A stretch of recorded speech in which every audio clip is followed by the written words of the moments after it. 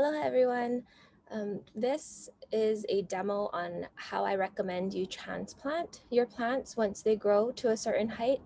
Um, when you transplant, the plants are disturbed, they're stressed, and what you want to do is try to minimize the amount of stress that you put on the plant. So the first thing you want to do is make sure you do it either really early in the morning or in the very late afternoon after the sun is kind of not setting, but after the high heat sun has moved from your area. The longer the gap you can put between the time you transplant and when the heat from the sun gets strong, and right now that it's kind of early in the morning these days, maybe like 10 a.m., the longer the time it has to recover in cooler conditions and to take in water, the stronger it'll be, and the higher the likelihood that it will survive the transplanting.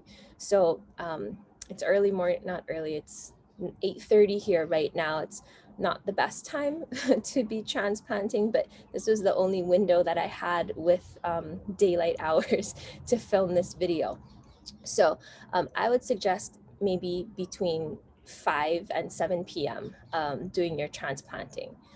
Okay, so what I have here today, I have two that I'm gonna demo, I think, because the soil is of different style.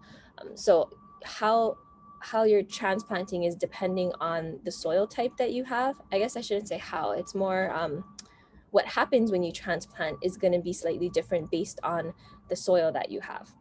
So I'm going to start with this, and I know the lighting is a little bad, but this is a papaya plant. There's three seedlings growing, and they're about 4 to 5 inches high.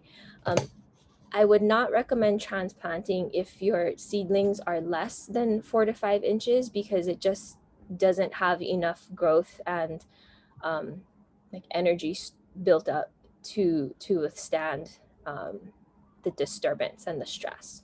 So what I'm gonna have three, actually I guess I just need two. I have one extra container here that I've already poked holes in. And I'm gonna grab another one behind me. Okay, so what I recommend you do, and I'm sorry, I'm just trying to show you the soil here. Okay, so you can see the soil here is a little clumpy. Um, it's the some of the pieces are a little big. I don't think it's going to retain the shape of the cup when I flip it over, and so that's what makes it a little messy. But actually, it will help you separate the roots. Okay, so what you're going to do is you're going to put your hand over the top. Okay, you're going to flip it over. Oh, and I can feel it all crumbling. You're going to flip it over, pull the pot off. Some of you, if it's compact and your soil took the shape of the cup and will hold it, you'll have to like wiggle the top out. But if you have loose soil like I do, it's going to come right off. Okay. I'm going to peel this. This I got from a relative. They put rocks at the bottom so that not all the water would come out of the holes in the bottom. So I'm going to carefully just scrape off the rocks.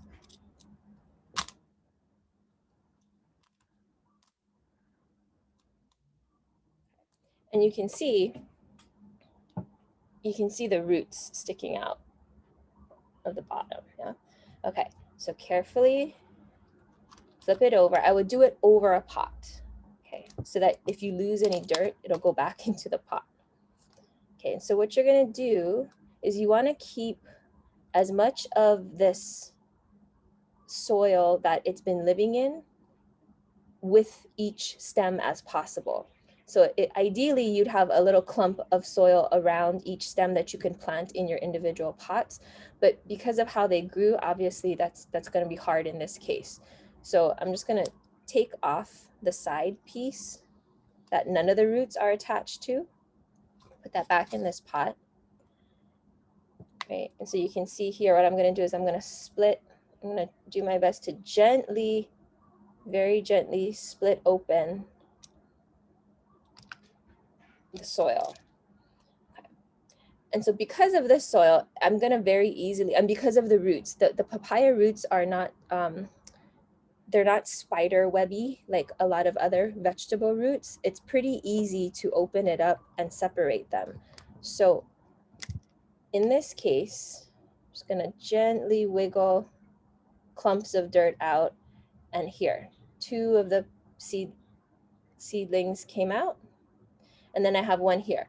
I'm just gonna leave this whole clump intact because the roots are where they have been growing. They're happy. I'm going to put this one in this container, and I'm just gonna scoop some soil in the bottom. This is potting soil we have from all the family's gardening efforts. Okay, so I just put a bunch of soil in, dig down, and place this whole clump kind of close to the bottom. I guess I put a little too much soil. I'm gonna have to pull some out. You wanna put the clump in close to the bottom so that you can fill up soil maybe an inch or so above the stem, right? So even though it wasn't growing in the soil this deep in the original pot, by putting a little extra soil on the top, you're giving that stem that might wilt a little bit after transplanting, you're giving it a little more stability. Okay, and just be gentle. You don't want to lean it in any direction, and as gently as possible, try to prop it up so that it's growing straight. It will always lean towards wherever the sun is, but if you can start it off growing upright, then you're good. Okay, so I filled it up, not totally to the top, because once you add water to it, it will it'll sit, the dirt rises up a little bit, and if you fill it up too much when you water it, the soil is going to overflow, right? And you don't want to lose your soil. Okay, so this one is happy. Okay, I'm going to put one of these two back in the original pot. This was that soil I took out of it. So if you're stuck with seedling like this that doesn't have any soil clump around it, then what you want to do is take some of the soil it was living in prior, kind of break it up. You want to put that most familiar soil where the roots are, because the roots are, we're accustomed to it. They were happy there. And so just very gently, oh, it came apart by itself. Okay, so you want to put this one as deep as possible. Okay, so I'm putting it back in with, again, the soil that it was originally growing in. Okay. I'm gonna save some for the third one so that the third one has some some original soil. Okay, so I put it in on the bottom. It's got a base. It's actually holding it up quite nicely now. Okay. And then the newer soil that we're adding, which also shocks the plant because it has a different nutrient quality. Hold one side, pour in gently on the other side so it doesn't have all the weight on it, and then just rotate the pot.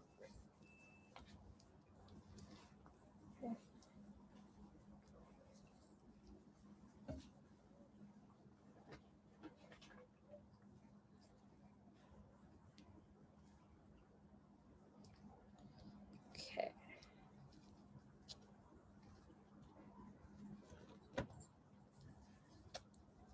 Okay, there we go. All right. Now I am going to plant this other one, but I don't have a bigger pot here. So I'm going to just put it on the side for a second. You don't want to leave it too long. You don't want to leave it longer than, like, especially as it gets warmer, like maybe 15 minutes. The longer it's out of soil, the more stress to the plant. But the other thing you want to do is you want to make sure you water thoroughly afterward. So see how the water sits on top, depending on your soil. If your soil is more clay-like, from the ground, then it'll probably seep through faster. It'll percolate. I know that's not the right word, but it'll get absorbed faster. But if not, just let it sit on top until it goes down. You don't want it to overflow, but it's important to give it that water immediately after transplanting. So because it's looking for that, it's looking for that to absorb to help it cope with the stress. And what you'll notice is the soil will sink, right? It's getting more compact. And so if you didn't put as much soil as I did in the beginning, you might just want to add in a little more on top, but you want to be sure all of the soil is thoroughly soaked.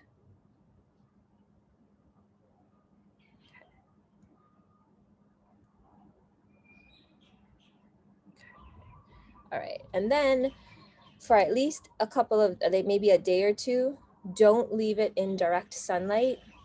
You can leave it outside, but leave it in a shady area so that it's not exposed to like extreme heat, because again, it is very sensitive and delicate right now.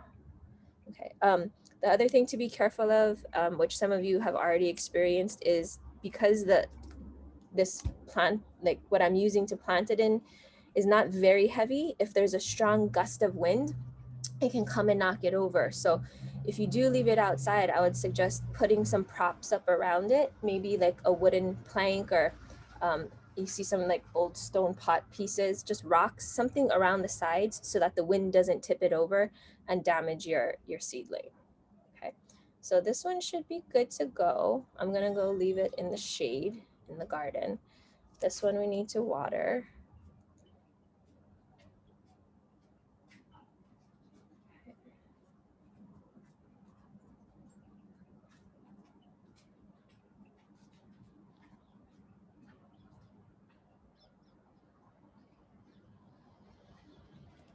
Okay. All right, and I'm gonna plant this other one, but I'm gonna demo a different plant for you right now. Okay, so I got that third papaya seedling planted. I'm gonna show you a different plant's roots, because some of you might have either a veggie or an herb where the roots, more so than that papaya, are all like tangled together, and it's a little bit harder to pull them apart without breaking. So I just wanted to show you that even if you break the roots, I mean, of course, you want to still be gentle and break as few as possible, but it is okay. You know, a couple of roots, it's just not possible to fully separate them all. Um, and so I didn't have anything else that needed transplanting. So I actually got this bunch of cilantro from Ko'olau farmers. But I just wanted to demonstrate it for you. So you're gonna follow the same process. This one is harder because there's so much growth, but try to flip it over. This one, I think, better took to the shape. The soil is not as clumpy. So some of you, depending on how long you wait, and you can let your plants grow in that first container for quite some time.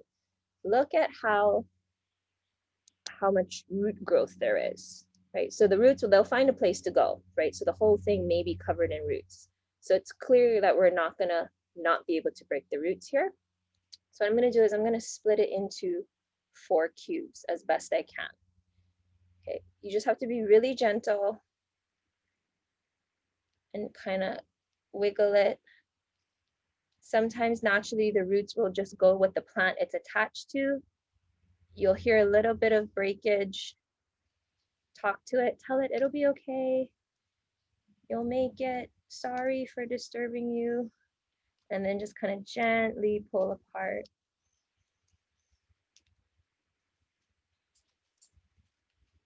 Okay, so that's 2.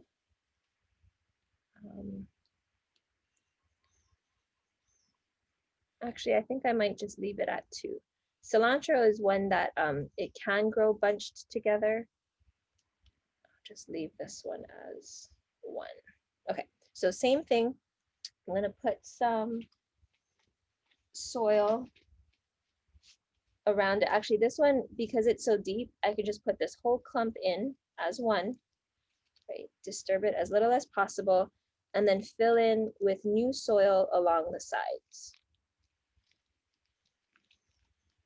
so that the soil closest to the roots is the soil it's been living in all this time.